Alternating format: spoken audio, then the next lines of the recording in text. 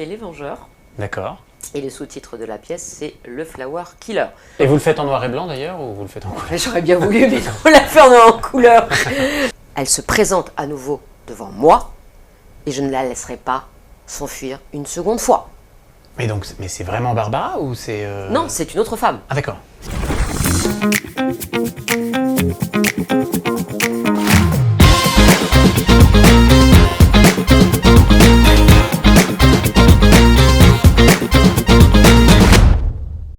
Bonjour à tous, bienvenue sur Sortie de scène, sur les rencontres Sortie de scène.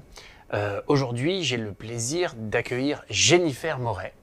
Jennifer, bonjour. Bonjour Alexandre. Eh ben écoute, Jennifer, est-ce qu'on peut se tutoyer? Bien sûr, avec plaisir. Première question que je pose à chaque fois que je rencontre des artistes et on fait un épisode Sortie de scène. Comment tu te présentes? Qu'est-ce que tu dis quand tu te présentes? Comment tu te présentes? Quel est ton rôle? Qu'est-ce que tu fais? Qui es-tu? Ah, qui je suis? Alors, je suis Jennifer, déjà une bonne chose. Je suis comédienne, je suis metteur en scène, je suis aussi auteur de théâtre et je chante aussi. Je suis de tessiture mezzo-soprano. Voilà, donc je fais beaucoup de choses. Je suis une artiste multidisciplinaire, on va dire. Voilà, la seule chose que je fais pas, c'est danser. Je danse très très mal. D'accord. Voilà. Et donc là, bon, tu présentes un spectacle, mais c'est le premier spectacle que tu montes comme metteur en scène? Ah non, pas du tout. Non, c'est le 2, 3, peut-être le 4e ou le 5e. Donc oui, non, c'est pas le premier, du tout. D'accord. Alors, présente ton spectacle. Qu'est-ce que c'est? Qu'est-ce que ça raconte? Qu'est-ce que c'est? Eh bien voilà, Les Vengeurs, le Flower Killer. Qu'est-ce que c'est? Eh bien, c'est la parodie de la série télé Chapeau melon et bottes de cuir. D'où je vais te permettre de te poser une petite devinette. Oui, vas-y. C'était quoi le nom anglais de Chapeau melon et bottes de cuir? Est-ce que tu te souviens? C'est pas Sherlock Holmes, ça n'a rien à voir. Absolument pas. Voilà, donc déjà je sais ce que c'est pas. Chapeau melon et bottes de cuir, non, je donne ma langue au chat. Eh bien, le titre anglais, c'était The Avengers. Ah, Et oui, mais c'est pas les super-héros comme on connaît. Donc la traduction en français, ça fait Les Vengeurs. d'accord. Et le sous-titre de la pièce, c'est Le Flower Killer. Pourquoi le Flower Killer? Eh bien, parce que on débute l'enquête avec le meurtre de Pervenche. C'est comme Mademoiselle Pervenche dans Le Super Cluedo, quoi. Voilà, absolument. Sauf qu'une pervenche, tu sais ce que c'est? À l'époque, dans les années 80, 70, 80, les pervenches. Les pervenches, c'est ceux qui mettent les amendes. Les contraventions. C'est ça. Et c'est quoi d'autre? C'est une jolie fleur, Ah oui. dont le Flower Killer, puisqu'on démarre par des meurtres de pervenches. Donc cette pièce, eh bien, c'est une parodie de la série télé Chapeau melon et bottes de cuir. Ce sont les avatars de John Steed et de Emma Peel qui vont mener l'enquête, qui sont devenus pour la pièce Joe Speed et Amy Pearl. Donc c'est fou, c'est déjanté, c'est totalement idiot, c'est stupide, c'est de la blague à 3 balles, c'est pour passer un bon moment et surtout c'est pour poser le cerveau après une bonne journée de travail. Voilà, il n'y a absolument aucun fond. Voilà, Il n'y a pas de fond. Il n'y a pas de fond en fait, il n'y a rien. On touche le fond. On touche le fond. Non. Mais donc oui, ce que tu dis, c'est vraiment la pièce pour se détendre. Ça se joue à la Divine Comédie, c'est ça? Exactement, tous les mardis soirs à 21h15 et jusqu'au 24 décembre. D'accord. Donc on est exactement aujourd'hui le 20 novembre, donc il reste encore 5 dates. D'accord. Oui, Encore 5 mardis et on joue le 24 décembre. Donc vous pouvez venir passer le réveillon de Noël avec nous. On sera très ravis de vous accueillir avec nos chapeaux melons et nos bottes de cuir. C'est moi qui porte les bottes de cuir, bien évidemment. Oui. Et vous êtes combien en scène? Parce que j'ai vu qu'il y a pas mal de monde. Oui. Il y a plusieurs rôles. Est-ce que tu peux quand même nous raconter un peu l'histoire et dire en gros sûr. les différents rôles qu'il y a, qu'est-ce qu'ils font? Alors on est 6 comédiens sur scène pour 12 personnages. Donc il y a Hervé Thierry qui fait le rôle de Joe Speed, moi qui fais le rôle de Amy Pearl, François Garrigue qui fait le rôle de Andros, Mathieu Montbroussous qui fait le rôle de triple personnage, il fait le ministre, Micmac et le professeur Poulet. Vous allez voir quels sont ces 3 rôles. Nous avons Thomas Bousquet qui fait le rôle de Deville. Et en double distribution, nous avons Julie Boris et Aline Parmenon qui fait les rôles des pervenches qui se font tuer. Mais il ne faut pas que ça. Ah oui. Voilà. Donc globalement, c'est 6 comédiens pour 12 personnages. Donc on est sur une vraie enquête policière. Oui. À la Chapeau melon et bottes de cuir. puisque en fait, dans l'écriture, on s'est vraiment inspiré de 2 épisodes de la série qui s'appelait Le Retour des Cybernautes. Donc quand on regarde Le Retour des Cybernautes de Chapeau melon et bottes de cuir, on retrouve exactement la même structure dramatique que dans notre pièce. Par contre, nous, on a rajouté des gags, des blagues, d'autres séries télé aussi. Il y a des références aussi à d'autres séries télé. Parce qu'en fait, ça a été aussi écrit. Toi, tu as participé à l'écriture de la pièce. Je suis la co-autrice effectivement de la pièce. Moi, j'ai tout fait sur ce projet. J'ai fait la mise en scène, j'ai fait la co-écriture et je joue dedans. Donc voilà, multicasquette. Voilà, c'est ça. Et qu'est-ce que tu peux nous dire justement sur le fait d'avoir multicasquette? Je sais qu'il y a des avantages et des inconvénients. Oui, je trouve qu'il y a plus d'inconvénients que d'avantages. Non, si, l'avantage, c'est qu'en fait, on a son nom sur toute l'affiche. Donc voilà, je suis là, on est partout. Le désavantage, c'est qu'on se tape toutes les... Oui. Voilà. Mais bon, c'est comme ça, il faut assumer. Moi, j'ai totalement assumé les 3 rôles, ça ne me pose absolument aucun problème. Après, pour la mise en scène, j'ai mes petits camarades quand même qui m'ont filé un bon coup de main. Puisqu'ils ont été quand même globalement force de proposition, tous les comédiens. Après, effectivement, je disais oui, non, ça je prends pas. Mais c'est moi quand même qui ai donné la ligne directrice de la mise en scène, qui eut l'idée, vu qu'on est quand même sur le pastiche de Chapeau melon et bottes de cuir, de refaire un générique. Oui. Donc à un moment donné, comme dans une série télé, on commence par le meurtre, on a le générique avec les 2 enquêteurs, et ensuite on démarre l'enquête. Donc comme dans une véritable série policière. Donc voilà. Pareil, d'ailleurs c'était comme ça aussi dans la série Chapeau melon et bottes de cuir, il y avait le meurtre, le générique, et ensuite on enchaînait effectivement sur l'enquête avec les 2 enquêteurs.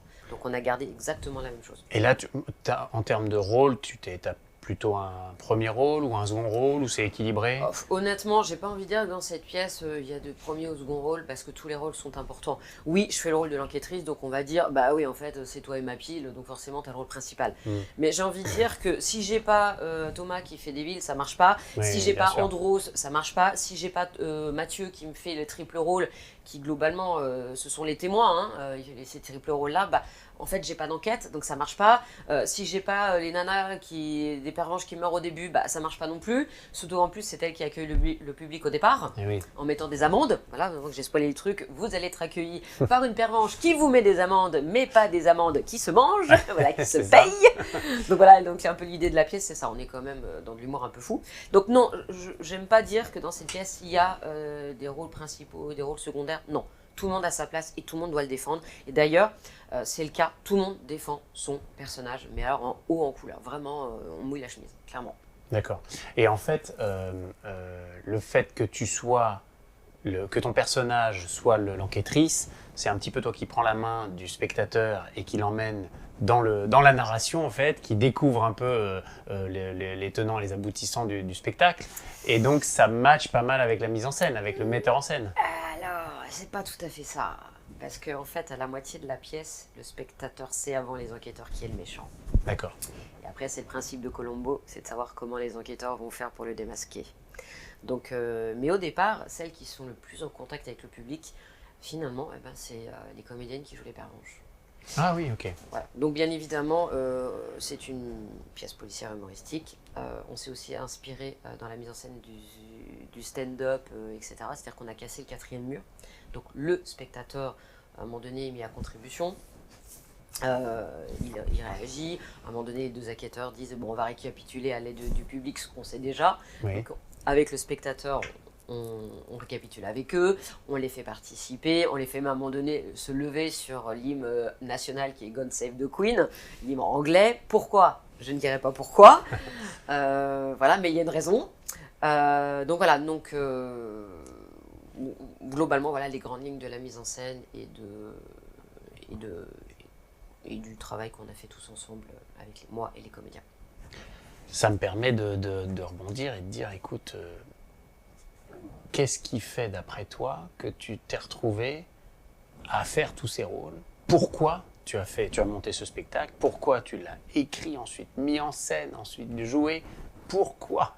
Alors, le pourquoi de pourquoi l'écriture a été faite. Parce qu'à l'époque, avec le co-auteur, on jouait une pièce de théâtre qui s'appelait Le plaisir de Rome de Jules Renard. Et en se préparant voilà, dans les coulisses, je m'étais fait un superbe brushing à l'époque, voilà, très joli. Et au final, on se regardait un petit peu dans la glace, on s'est dit, tiens, on a l'impression de ressembler à John Steed et Emma Peel dans Chapeau melon et bottes de cuir. Et à l'époque, on avait l'idée de vouloir absolument écrire une comédie. Et ben, moi, j'ai dit au co-auteur, tu sais quoi, on va écrire une comédie basée sur Chapeau melon et bottes de cuir.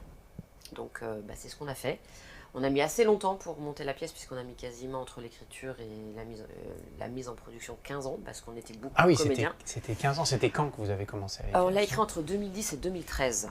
D'accord. On est quand même en 2024, donc ça a mis, et on a eu la première version de la mise en scène et de la pièce en production en 2022.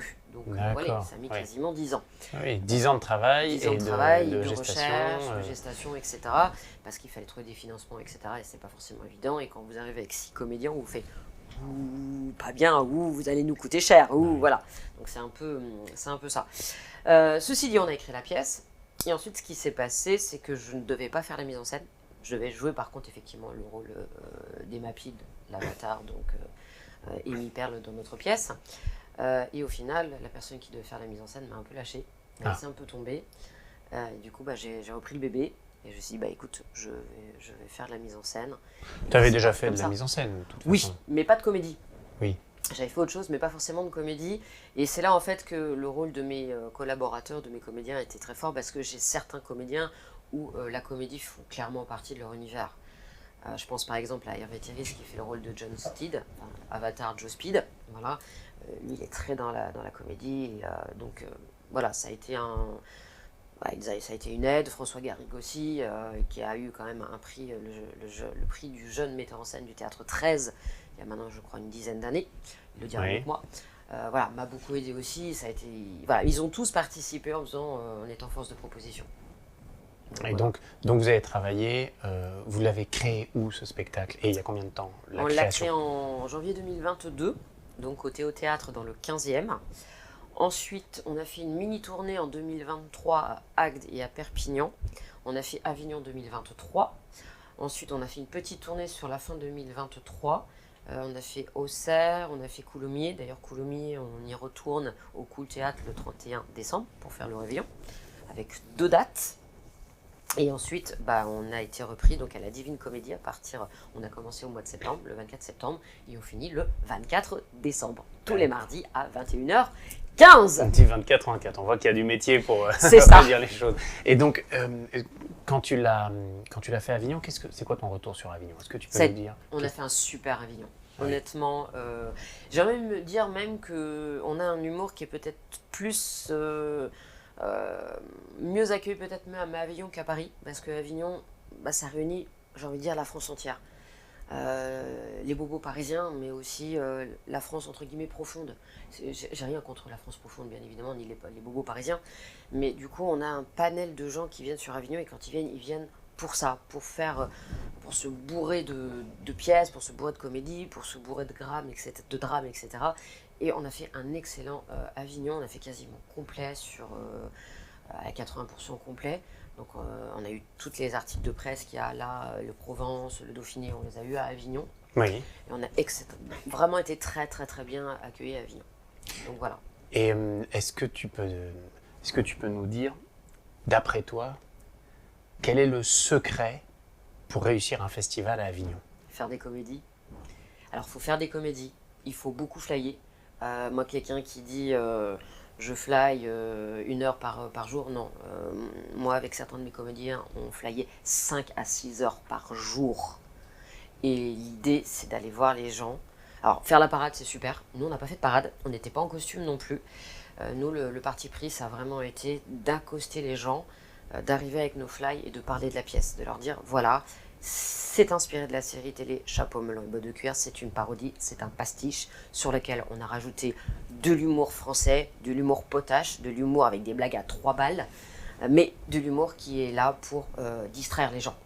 Oui. Et du coup, en leur parlant, du coup, il y avait une conversation qui commençait à se lier avec la personne. Donc il y a certains qui me disaient « Ouais, j'ai vachement connu Chapeau melon la boîte de cuir. Ah oui, c'est vous et ma pile. » Je dis « Oui, c'est moi. » Et « Ah, mais j'ai adoré la 4e saison, quand c'était en couleur. » Enfin non, la 4e saison était en noir et blanc. Mais bon, les saisons d'après, tout ça. Et vous le faites en noir et blanc d'ailleurs, ou vous le faites en couleur? J'aurais bien voulu, mais on l'a fait en couleur. Non, et on a mis de la couleur. Par contre, j'ai la robe en noir et blanc à damier d'Emma Peel. D'ailleurs, c'est une copie d'une robe donc d'Emma Peel. Vraiment, c'est la copie qui est bien connue en damier, très courte, avec les bottes blanches. Et même celles qui font les Schtroumpfettes, oui, donc les Pervenches, puisque c'est leur petit nom, ils s'appellent les Schtroumpfettes. Elles portent sur elles des copies des robes d'Emma Peel de la série. Et parce que tu as fait pas mal Avignon aussi avec d'autres pièces, tu as de l'expérience. Tu dis il faut faire des comédies. Oui. Mais pourquoi? Tu as des expériences qui se sont mal passées avec d'autres spectacles? Non, pas du tout. C'est que en fait, les gens, ils ont envie de se divertir. Ils ont envie de rigoler. Et quand vous arrivez avec un drame profond, c'est quand même moins évident à faire venir les gens que sur une pièce comique où tout le monde rigole, etc. Bien que sur Avignon, moi j'ai vu des choses des drames qui étaient magnifiques, parce qu'ils parlaient de sujets forts, etc. Mais c'est clair que c'est pas forcément la première. Moi, j'ai les gens qui m'ont dit oui, je vais voir votre pièce parce que j'ai envie de rire. Oui. Donc, et c'est vrai que quand on aborde des sujets aussi, il y a beaucoup d'informations, beaucoup aujourd'hui, on parle beaucoup de politique tout le temps. Oui. On a pas mal aussi besoin, je pense, de se divertir et de relâcher un peu, d'alléger un petit peu le discours qu'on peut continuer à avoir par ailleurs. Mais c'est peut-être à ce moment-là qu'on aime bien justement aller voir des pièces où on rigole et on se prend pas la tête, quoi. Exactement. Mais ça n'empêche pas d'aller voir Moi, j'ai été voir des drames. Par exemple, j'ai été voir Richard III de Daniel Mesguich. Très clairement, c'était super, quoi. De toute façon, Mesguich, la famille Mesguich, que ce soit le père ou le fils, de toute façon, ils font des mises en scène de malades. J'ai encore vu sur 2024, sur le dernier Avignon, une autre pièce de Mesguich, du fils Mesguich. C'est incroyable, et pourtant on rigole pas, loin de là, c'est vraiment profond, c'est même des fois dans l'horreur, etc. Mais j'y ai passé un excellent moment parce que on est pris de A jusqu'à Z.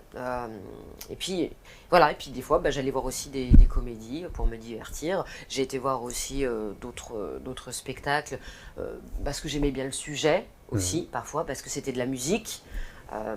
Tiens, d'ailleurs, Daniel Mesguich, on a fait Lettre à une inconnue. Oui, au il y a longtemps ça. Oui. Ouais, non, mais on a fait l'épisode il n'y a pas très longtemps au Lucernaire. Mais donc on l'a vu, en effet. Donc voilà. Mais il y a tout à Avignon. À Avignon, il y a beaucoup de spectacles. Pour se différencier, très clairement, il faut arriver. Il faut savoir vendre. Il faut savoir le vendre. C'est comme tu disais aussi, c'est en flyant dans la rue. Oui, c'est là qu'on va à la rencontre du public et qu'on en parle, qu'on apprend à le pitcher. Exactement. Est-ce que toi, tu t'es déjà retrouvé justement à ce moment-là, il y a une mise... Enfin, tu es dans le réel quand tu fly. Tu dois dire ce que tu fais. Exactement. Et est-ce que là, il y a des prises de conscience, des moments où est-ce que ça t'a aussi donné des idées, ça aide à travailler en fait, peut-être? La prise de conscience, oui et non. Ce que je veux dire, c'est que des fois, on fly des gens qui ne nous ont jamais vus. Donc tant mieux, on peut leur raconter, pas ce qu'on veut, mais presque. Non, ce qui est le plus... C'est quand on arrive avec des gens qu'on fly qui ont vu la pièce. Qui vont dire « Ah, on a vu votre pièce !» Et là, c'est moment de suspension. Qu'est-ce que vous en avez pensé ? Alors, mouvement de soulagement quand on vous dit « Oh, c'était génial, j'ai passé un super moment avec vous. Oh, ça fait plaisir de se divertir comme ça, d'avoir des trucs débiles qui arrivent à nous, qui sont juste là pour rigoler. » Et puis, à contrario, c'est « J'ai détesté. » Et là, on fait « Ah oui, d'accord. » Ah, pourquoi vous avez détesté ? Et là, ça devient intéressant. Bien sûr. Parce que il y en a, pourquoi ils ont détesté ? Pour certains, parce qu'ils disaient « Ah, mais je m'attendais à voir un épisode de Chapeau melon botte de cuir au théâtre. » Bah non, c'est une parodie. Donc, dit parodie, forcément, vous ne pouvez pas retrouver Chapeau melon et botte de cuir sur scène. Sinon, on l'aurait appelé Chapeau melon botte de cuir. Oui, qu'il faut avoir les droits d'auteur. Et pas les Vengeurs, il faut avoir Killer. Voilà. D'autres, clairement, qui ont dit, bah, nous, c'est clairement pas notre humour, c'est trop potage pour nous. C'est vrai qu'on est plus proche comment je dirais, d'un humour pas les Deschiens, parce que les Deschiens, c'était quand même de l'humour noir, mais du film Grrr, voilà, Ah oui, oui, oui. que d'un truc très intello, très posé, très, très fin. Bah non, on met les pieds dans le plat. Donc voilà. Mais oui, c'est vrai qu'à Avignon, pour ça, on est direct avec le public et là, on se prend à la fois en pleine figure le positif, Oui. mais à la fois le Aussi, négatif. oui, Absolument. c'est ça. Donc, Et donc, ce que tu dis, c'est que pour te lancer, tu crées ton spectacle, ensuite tu fais 2-3 tournées, tu vas à Avignon, et là tu tractes et tu rencontres le public. Le public vient, et puis là c'est le succès, quoi. C'est parti d'Avignon en fait. oui, on peut dire que la pièce a vraiment pris, on va dire, sa marche actuelle à Avignon. Avant, on avait fait une première version où le public ne participait pas. Et en fait, au final, on s'est dit non, il faut casser le 4e mur. Donc, j'ai remis dans la mise en scène l'idée. Et comment tu fais pour faire participer le public? Tu leur poses des questions, tu les fais oui venir sur scène? Alors, non, on les fait pas venir sur scène, mais par exemple, sur Gone Save the Queen, on les fait se lever. Par exemple. Donc, le fait qu'ils se lèvent, déjà, ça les fait participer. Donc, déjà, ils se regardent tous, ils sont comme ça, non, il faut vraiment se lever là. Et là, on fait oui, allez, on se lève. Au départ aussi, dans l'écriture, c'était Speed, je vous propose de récapituler ce que nous savons déjà. C'était ce qui était écrit. Après, on dit, à l'aide du public, nous allons récapituler ce que nous savons déjà. Et là, effectivement... Oui, ils participent, interro-surprise. Interro-surprise, c'est ça. Oui. Et du coup, ça permet en plus de créer une familiarité avec le public et le fait qu'on démarre dans le public. Parce que la pièce démarre là-dessus, où on a la Schtroumpfette qui arrive, qui fait bonjour, je me présente, je suis bleue et je suis là, la Schtroumpfette, voilà, et je suis là pour vous donner des contraventions, youpi. Et du coup, déjà, ça déride un petit peu le public, parce qu'ils se disent, bah voilà, on est pile poil en contact avec eux, et puis la pièce démarre comme ça, et puis après, on va de folie en folie, et puis hop, c'est parti, quoi. Oui. Et donc l'idée de faire participer le public, t'es venu dès le début ou... Non. Et non, c'est le fait d'avoir vu aussi d'autres pièces qui étaient des enquêtes policières où ils avaient osé faire participer le public. Et ça se fait de plus en plus de casser le 4e mur. Ça marche, je pense que c'est d'ailleurs une très bonne idée parce que aujourd'hui c'est vrai qu'il y a Internet, il y a Netflix, tout le monde a... les plus grands studios de production de films, de séries dans son salon, sur son ordinateur, sur son téléphone, en très bonne qualité. Et à un moment, on a pu se dire comment le spectacle vivant va s'en sortir dans tout ça. Justement, le spectacle vivant, il a ça qu'on peut pour l'instant pas faire autrement que d'être présent dans la salle et pouvoir interagir justement avec les artistes. C'est ça. Et en parlant de série, c'est une pièce qui est écrite comme une série télé. Donc je le rappelle, avec plusieurs vieilles séries allant des années 60 aux années 90. Donc bien évidemment, le fil conducteur, le fil rouge, c'est Chapeau melon et bottes de cuir, mais il y en a d'autres que tu as dû connaître toi. C'est possible. Mais il faut venir voir la pièce pour savoir lesquelles. Oui. Ça, c'est suspense. On va peut-être faire un sortie de scène avant Noël. Ça avec plaisir. Ah bah oui. Quand je dis un sortie de scène, c'est tu sais les questions qu'on pose à chaque fois avec les extraits de la pièce, etc. Et c'est des épisodes qui durent entre 10 et 15 minutes. Est-ce que tu as d'autres projets, d'autres choses dont tu veux parler? Parce que là, on parle beaucoup des Vengeurs Love Flower Killers, mais dis-nous. Alors, mes autres projets, là, on n'est plus du tout dans de la comédie. J'ai une pièce qui me tient énormément à cœur qui s'appelle Betty, qui est un pastiche, à nouveau, du livre de Nabokov qui était Lolita. Tu sais que j'ai une superbe histoire vraie sur Nabokov. C'est vrai. Enfin, avec Nabokov. C'est Rolf Lieberman qui est l'ancien directeur de l'Opéra de Paris. Je ne sais pas si tu vois qui c'est Lair Lieberman, c'est lui qui avait Garnier. Il a fait énormément de spectacles et il a remis, on peut dire qu'il a remis l'Opéra de Paris au niveau du maître à New York. Voilà, c'est à peu près de cet acabit. Mais avant ça, Rolf Lieberman était... moi, je suis une famille de l'opéra, donc je suis né là-dedans et j'ai continué là-dedans, donc j'ai pas mal d'anecdotes à raconter. Donc là, j'en profite parce que j'ai entendu le mot Nabokov. Lieberman est directeur de l'opéra de Hambourg et il appelle son ami Igor Stravinsky, et il dit à Igor Stravinsky, Igor, on va fêter ton 80e anniversaire à l'Opéra de Hambourg, parce qu'il était suisse-allemand, il avait un accent un peu. Oui. Et donc, tu vas venir diriger Apollo Musagette, on va faire venir le ballet russe, et puis aussi l'American Ballet Balanchine, on va faire une grande fête, on va prendre le chef maison, ça va être un festival incroyable. Alors Nabokov, Stravinsky, formidable, il vient, il signe les contrats, 4 ans avant, etc. Bon.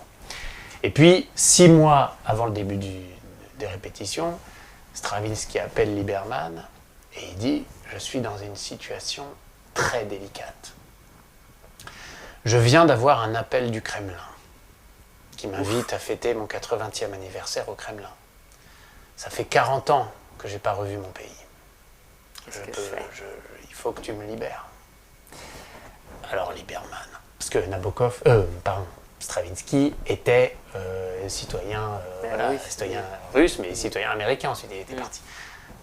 Liberman, bon, très bien, il raccroche, il avait engagé, je sais pas, 150 personnes, mais il connaissait Nabokov. Et c'est Nabokov qui est venu. Et non, il appelle Nabokov et lui dit, dites donc, c'est l'anniversaire de Stravinsky, il faut absolument que vous fassiez quelque chose comme citoyen américain, parce que c'était un proche de Jackie Kennedy.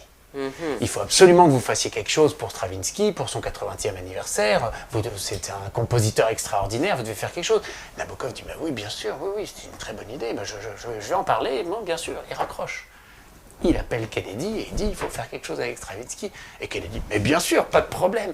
Qu'est-ce qui se passe? Une semaine après, Stravinsky rappelle Liberman en disant, je viens d'avoir un appel de la Maison Blanche qui m'invite à fêter mon 80e anniversaire. J'ai dit oui au Kremlin, je ne peux pas dire non à la Maison Blanche, donc il faut qu'on fasse revivre notre contrat pour que je puisse refuser les deux. Et donc, Liberman, d'accord. Et on a les images qu'il faut que je retrouve bientôt de Liberman qui dit « Il ne l'a jamais su ». Terrible manipulation, parce qu'il est venu le jour de son anniversaire, il était à Hambourg pour faire le festival, et puis ensuite il est parti au Kremlin, et puis il est parti à la Maison Blanche, il a fêté partout, et voilà, et donc il ne l'a jamais su, et ça c'était grâce à Nabokov. Donc voilà, il y a un côté un peu enquête aussi. Enquête, qui va fêter le bon anniversaire et où? Et comment faire pour justement maintenir des logistiques aussi, parce que là, c'est le monde de la culture, mais c'est vrai que c'est aussi ça, hein, la production et les producteurs, c'est réussir à ce que tout le monde soit au bon endroit, au bon moment, en même temps, dans les mêmes dispositions. C'est un métier, quoi, hein, ça c'est clair. Donc Nabokov, pardon, ça m'a fait penser à cette histoire. Eh bien oui, écoute Betty, c'est effectivement le pastiche de Lolita de Nabokov. Pourquoi ? Donc c'est une pièce à 3 personnages parce que ça traite de la sursexualisation des filles d'aujourd'hui. Ouais, Lolita, donc c'est ça. pourquoi? Eh bien oui, et sauf qu'aujourd'hui effectivement, ce qui fait que les jeunes filles sont des Lolita modernes, c'est qu'elles sont bourrées de réseaux sociaux, d'images de la femme, représentées par Instagram, etc., TikTok d'une certaine façon. D'ailleurs, les vidéos les plus vues sur Instagram et TikTok, ce sont les vidéos de femmes, de produits de beauté, de machin, donc avec la chirurgie esthétique en plus, où voilà, on se fait picouser les lèvres à 20 ans, on se refait faire les fesses pour ressembler aux Kardashian, enfin, ouais. On est là-dedans. Et donc quand on est une jeune fille de 12, 13, 14 ans, 15 ans, bon, on prend un peu ces tocs-là, on devient un peu une femme, un peu trop. Donc je trouvais que de faire un pastiche de ça, aujourd'hui était intéressant pour montrer que finalement ce sujet-là est toujours d'actualité. Et j'ai rajouté là-dessus une histoire d'un mec finalement qui est amoureux d'une jeune fille de 16 ans et qui est bien évidemment, ça lui rappelle un autre souvenir qu'il avait déjà eu, et donc il va péter un câble et il va finir, ça finit très très mal quoi. Ah oui, d'accord.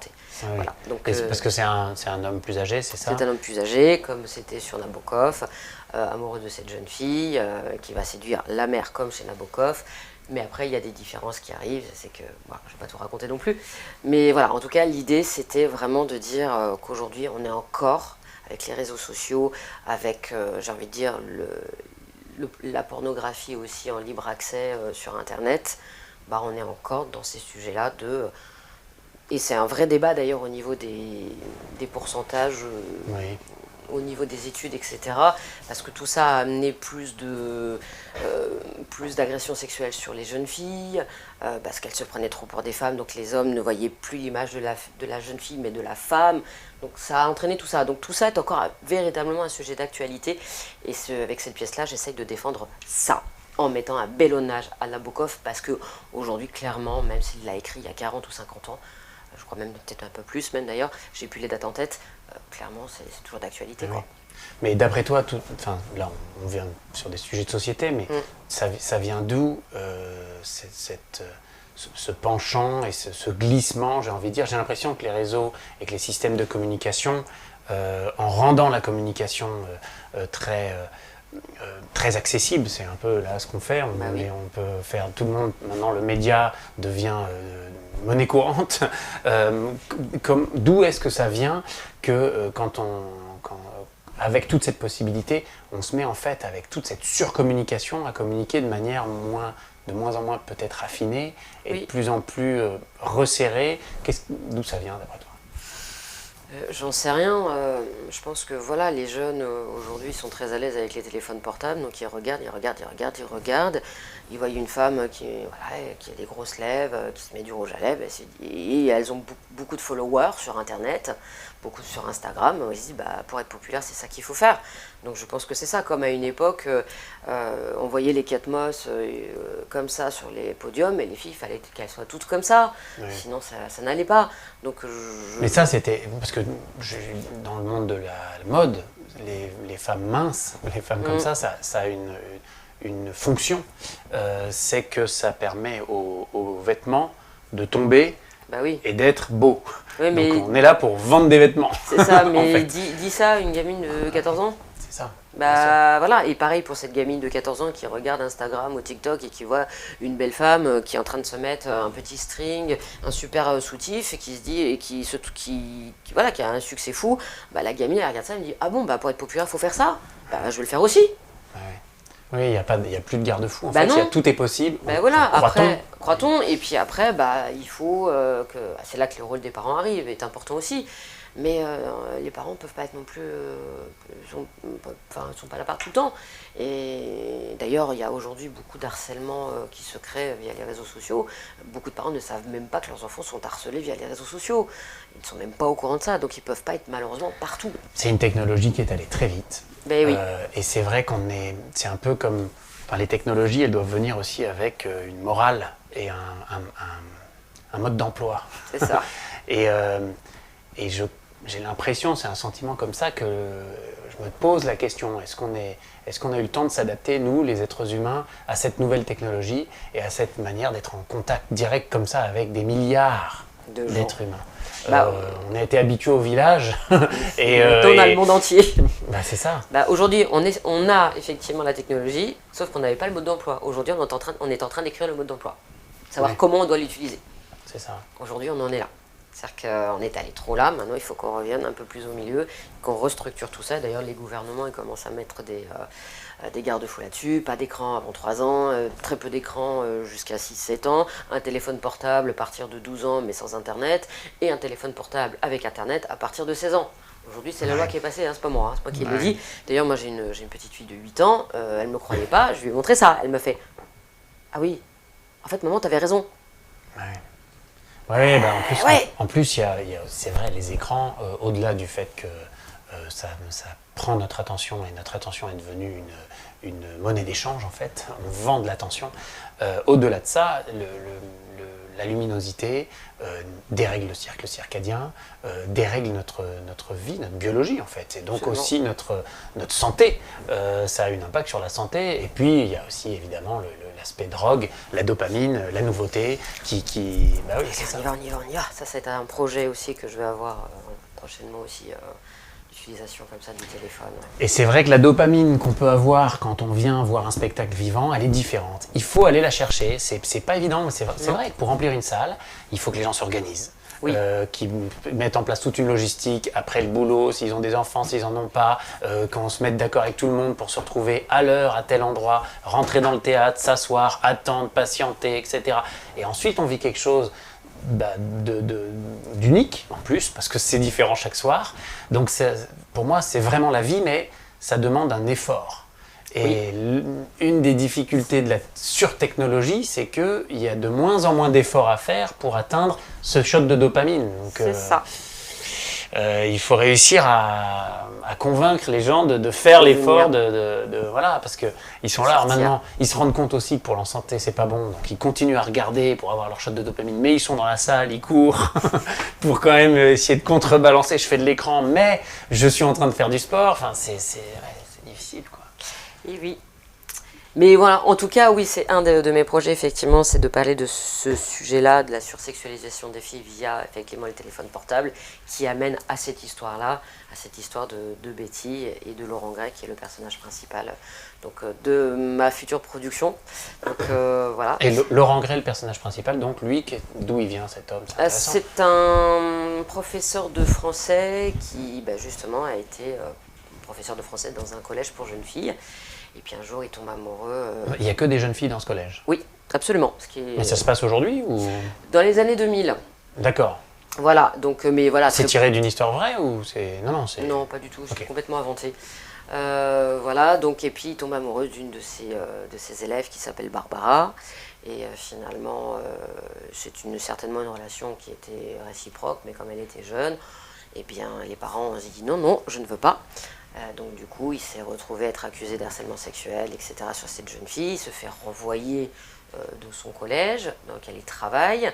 Et les parents... Il perd beaucoup, parce qu'elle a quel 16 ans, âge? 16 ans. C'est Il perd beaucoup, et du coup, la gamine, elle est partie avec ses parents, vivre dans un autre pays, etc. Donc il décide et dit, il faut bien qu'il rebondisse, hein, ce pauvre homme. Donc, et puis en plus, il est accusé par la justice, il est condamné de prison, donc, mais avec sursis, parce qu'il n'avait pas de casier, mais que s'il recommence, bien évidemment, il retourne en prison. Et ça, c'est très important d'avoir cet élément-là dans la pièce, parce que c'est ce qui va conditionner aussi ses actes futurs. Donc pendant 10 ans, ce fameux Laurent, il devient professeur de français, mais chez les particuliers, dans le sud de la France. Donc il déménage de Paris, il va dans le sud de la France, et là, pendant 10 ans, tout se passe bien. Puis un jour, il voit une petite annonce où il cherche une jeune femme, Madame Elena Schneider, cherche pour son fils un professeur, mais pas que de français, mais un professeur tout court, pour faire l'école à ce petit garçon qui est malade et qui ne peut plus aller à l'école. D'accord. Donc il y va un peu, voilà. Puis il arrive devant cette maison, il n'a pas trop envie d'y aller. Bon, finalement, il se laisse convaincre quand même d'y aller, parce que maintenant qu'il a payé son taxi et qu'il est devant, on y va. Et puis au final, il veut pas y aller, et puis parce que la mère lui plaît pas trop, elle est un peu excentrique. La Schneider, c'est une femme, une vieille, une espèce de femme, voilà, du music-hall, qui a eu un petit succès dans ses jeunes années, mais qui boit, qui fume, qui a eu énormément de problèmes avec les hommes. Donc elle voit arriver. Quand tu dis elle a des problèmes avec les hommes, qu'est-ce que c'est-à-dire que Elena Schneider a été le père de sa première fille, donc de Betty, parce qu'on n'en a pas encore parlé. L'a quittée, elle s'est retrouvée enceinte à devoir élever cet enfant seule. Elle rencontre ensuite Monsieur Schneider, son mari, qui décède d'un cancer, qui on peut supposer a eu plus ou moins des attouchements avec sa fille Betty, on le suppose, mais ce n'est pas clairement dit. Mais sa fille adoptive du coup, puisque non, sa fille à elle. Oui, à Monsieur Schneider, oui, absolument, ça, qui est sa fille adoptive. Elle a un autre enfant avec Monsieur Schneider qui est Olivier, qui est malade, et c'est là que intervient Laurent, c'est pour éduquer ce petit Olivier. Mais bien évidemment... il ne sait pas, c'est-à-dire qu'il va retrouver la famille de Betty en fait. Il va retrouver la famille de Betty, et en arrivant dans cette famille-là, Betty est le portrait craché de Barbara. Et là, bien évidemment, comme dans Nabokov d'ailleurs, très clairement, je n'ai rien inventé, c'est vraiment du Nabokov. Et à ce moment-là, il décide de rester dans cette maison-là, parce qu'il s'est dit, Barbara a été l'amour de ma vie.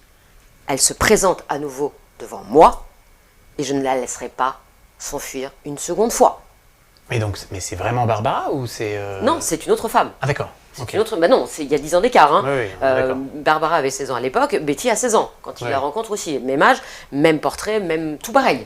Donc, mais cette fois-ci, il décide de ne pas la laisser passer. Il va se battre pour rester, enfin pour essayer d'avoir cette femme. Sauf que Betty n'est pas Barbara.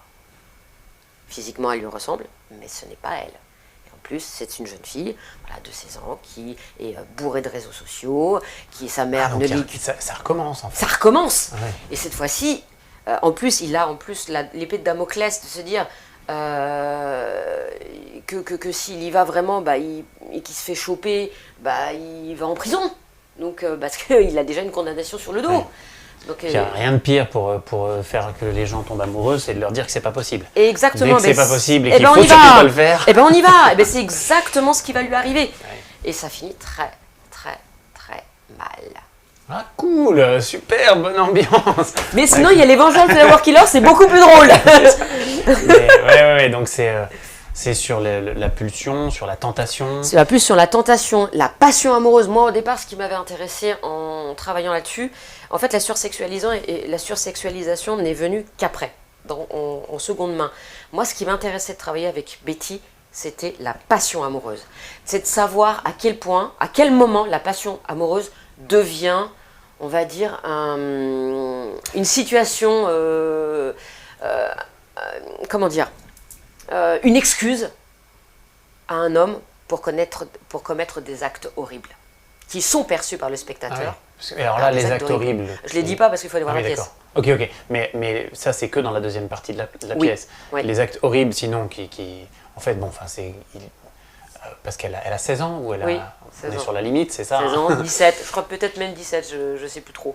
17, en tout cas, elle n'a pas loin des 18 ans, ce qui fait que justement, au niveau de la loi, c'est très ambigu aussi. C'est qu'à 17 ans, on est considéré comme étant sexuellement d'accord. Mais voilà, quand on est avec un homme qui a quasiment 30 ans de plus, est-ce que réellement c'est le cas ?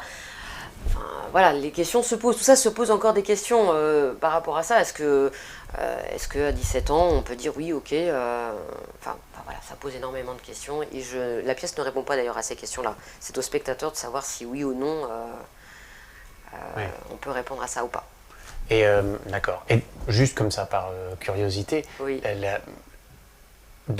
Est-ce que c'est clairement dit dans la pièce qui fait, on pourrait dire, le premier pas ? Oui. C'est elle qui le fait. Mais pourquoi elle le fait ? C'est ça qui est intéressant. Elle le fait parce que dans les réseaux sociaux, c'est comme ça qu'elle voit ce que se passent les choses. Elle pense que Betty, c'est un peu, pour te donner un exemple, c'est, tu vois, ces filles extrêmement populaires dans les lycées américains, tu sais, la Britney Spears qui danse avec tous les copains derrière. C'est ça, c'est la nana très populaire, etc., qui clairement, moi, tous les hommes sont à ses pieds. Mais c'est ce qu'elle voit sur les réseaux. Elle s'éduque avec les réseaux sociaux, puisque sa mère ne l'éduque pas, puisqu'elle n'est que sur son petit frère, son demi-frère. Donc elle l'a un peu délaissé. Donc du coup, elle s'éduque en regardant les réseaux sociaux, en regardant les vidéos, etc. Les vidéos aussi pornographiques, c'est clairement dit dans la pièce. Donc voilà, puis elle le dit clairement. Je dis, Laurent, il faut bien que je fasse mon éducation. Voilà. Ouais. Donc, mère non présente, les réseaux sociaux omniprésents. Et elle pense que... Ah oui, parce qu'en plus, sa mère l'a élevée seule, c'est ça ? Oui. Et oui, donc il n'y a pas le couple parental, il n'y a pas la famille nucléaire. Voilà, et on ne sait pas, en plus, l'ambiguïté avec son beau-père est très, très ambiguë, parce que on ne sait, c'est pas clairement dit dans la pièce. Est-ce qu'à un moment donné, elle dit « Vous êtes comme mon beau-père, comme mon père, vous ne m'aimez pas ». Oui. Ou est-ce que vous allez faire comme M. Schneider ? Et pourquoi elle dit que son père ne l'aime pas ? Parce qu'il est parti, il a laissé sa mère. Faut pas oublier que sa mère, elle s'est retrouvée enceinte, et puis merci, au revoir, à bientôt. Hein. Oui. Donc voilà. Donc ça parle d'amour ou de non-amour ? Ça parle d'amour, en fait. Ça parle de passion amoureuse, ça parle aussi de la naïveté des jeunes filles. Et puis ça parle de beaucoup de sujets qui sont aussi très du durs. Pouvoir en fait. Du pouvoir, du pouvoir d'un homme, d'un adulte sur une jeune adulte, enfin une fin d'adolescence, une jeune adulte. Et aussi du pouvoir de la beauté. De la beauté de la femme sur un homme, de sûr. savoir à quel moment lui il aurait dû mettre ses limites, mais les limites il a essayé mais il n'a pas pu. C'est ça. Voilà, non, cette pièce est une bombe. Parce que quand je l'ai écrite et que je l'ai fait lire, on m'a dit mais tu vas t'en prendre plein la tête. Ah. tu vas t'en prendre plein la tête. Par les féministes, par les hommes, par les gens qui vont dire mais la passion amoureuse n'est en aucun cas une raison pour commettre des actes irréparables. Mais oui, tu as raison. Mais en même temps, on a aussi... Enfin voilà, ça parle de sujets et je ne réponds absolument pas à ces questions-là. Je ne fais que raconter l'histoire. Oui. Mais j'ai l'impression qu'on politise beaucoup de choses et que, en fait, il y a des choses qui sont des conséquences de conséquences, qu'on attribue, mais on ne sait pas trop à quoi les attribuer. Et j'ai l'impression qu'on va parfois un peu vite pour des questions de vision politique, de vision philosophique même, mais qu'on n'a pas toutes les clés en fait. Non, ce pauvre Laurent, en fait, dans cette histoire-là, en fait, c'est un acte qui dérape, qui en amène à un autre, qui en amène à un autre, parce qu'en fait, c'est un engrenage. C'est ça. Il ne sait plus comment s'en sortir. Et à la fin, il se retrouve, il fait... Les êtres humains, c'est ce qu'ils font. C'est ça. Et il se dit à la fin, mais en fait, je suis un monstre. Ouais. Et lui-même le sait. Et quand il raconte son histoire, il est en prison. On démarre par la fin. Comme dans Sunset Boulevard, on commence par la fin, et puis après on remonte l'histoire. On est encore dans du cinéma. Séries télé, cinéma, etc. De toute façon, tout ce que j'écris est toujours en rapport avec les séries télé et le cinéma. Okay. D'ailleurs, j'ai un autre spectacle qui s'appelle Les Petits Contes de la Crypte. C'est inspiré de la série... Les Contes de la Crypte, qui passait sur M6 dans les années 90. Donc tout ce que je fais de toute façon tourne autour toujours de la série, du cinéma, de l'audiovisuel, et tout ce que je fais est toujours très cinématographique ou très télévision. Tout. Mais en présence, et on peut interagir avec les acteurs, ce que les séries ne permettent pas. Absolument, en tout cas sur le théâtre c'est l'avantage. Et tout à l'heure, tu disais il faut faire des comédies, et puis juste après tu me dis que finalement tu fais une pièce qui est dramatique. Un pur drame. Et oui. Il faut contrebalancer, c'est aussi l'artiste. C'est que moi, avec Les Vengeurs, le Flower Killer, clairement l'idée, ça a été quoi? C'est de faire du divertissement. C'était de rendre hommage d'une certaine façon aussi à la série Chapeau melon boîte de cœur, moi que je trouve formidable. Et puis aussi, c'est une façon de faire de la série télé au théâtre. Donc ça, c'était intéressant. Et avec Betty, c'est de parler d'autre chose, de choses de plus profond. Là, on est sur du divertissement, mais on est sur du divertissement avec un vrai fond derrière, avec de vraies interrogations. Là, comme j'ai dit, il n'y a pas de fond, pas du tout. Là, on pose le cerveau, l'autre, on réfléchit. Et je trouve que l'artiste doit pouvoir savoir tout faire. Et je pense qu'avec deux pièces théâtralement opposées, on peut tout faire. Après, voilà, on ne cible pas la même chose. Là, on cible des gens qui veulent vraiment se divertir, vraiment se dire, voilà, moi j'ai une journée épouvantable aujourd'hui, j'ai envie de rire.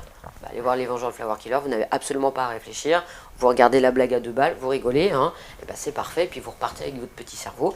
Et puis après, si vous voulez, sur des choses plus profondes, avec de vrais sujets, avec qui on peut éventuellement avoir derrière un vrai débat, allez voir la pièce Betty. Bon, elle n'est pas encore montée. Et le débat, et tu veux organiser des débats d'ailleurs, ça peut être... Je pense que j'aimerais bien organiser un débat là-dessus, parce que déjà, même pour trouver un théâtre, aujourd'hui, c'est un véritable débat.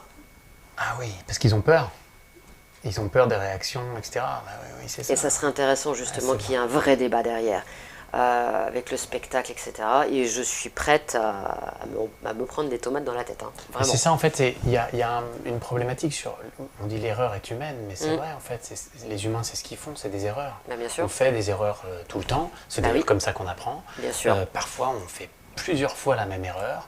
Ça arrive. Oui. Alors, évidemment que c'est bien d'essayer de ne pas faire cette erreur, mais c'est aussi comme ça qu'on apprend. Et parfois, quand on fait pas assez d'erreurs pendant un certain temps, après, on peut faire une grosse erreur. Et là, c'est dramatique. C'est ça. Donc, il y a ça aussi dans le débat, justement, dans le fait d'essayer de...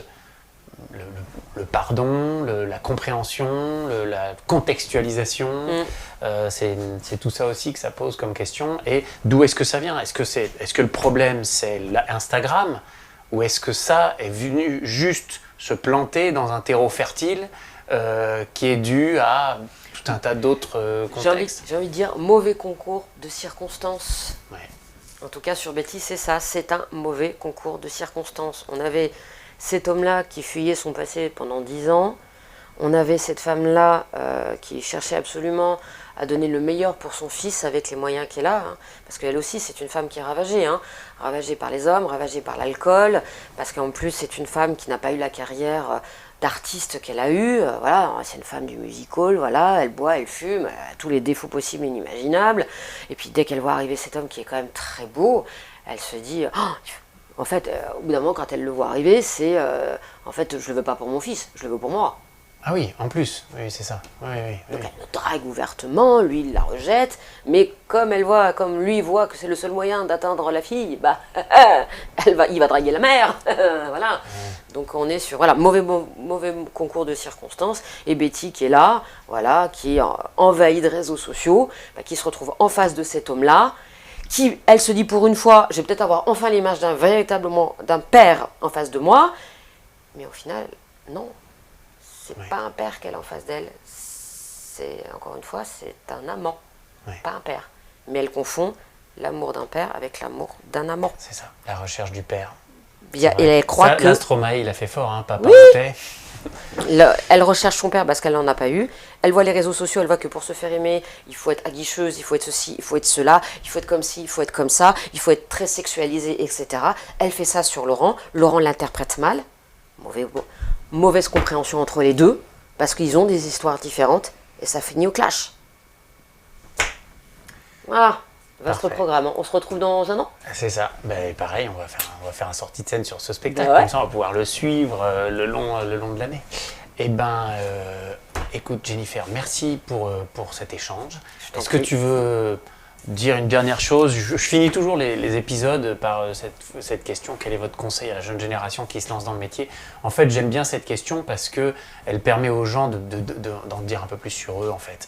Ils disent par quelles problématiques eux sont passés. Donc les conseils, c'est un petit peu un témoignage de notre expérience. Donc toi, par exemple, si il y a quelqu'un qui se lance dans le métier d'acteur ou de chanteur d'ailleurs, qu'est-ce que tu as envie de dire?